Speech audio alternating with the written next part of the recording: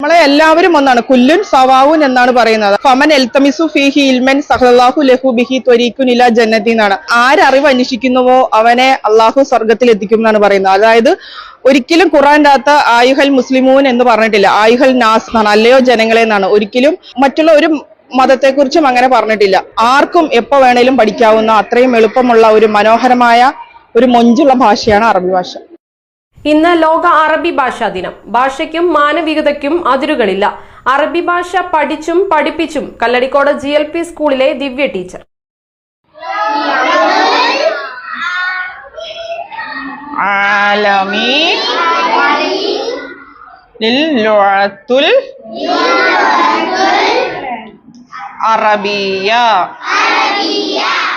ഏതൊരു ഭാഷയും മാനവികമാണ്. ഭാഷയ്ക്ക് അതിരുകളില്ല. കഴിഞ്ഞ 13 വർഷമായി കല്ലടിക്കോട് GLP സ്കൂളിൽ അറബി അധ്യാപിക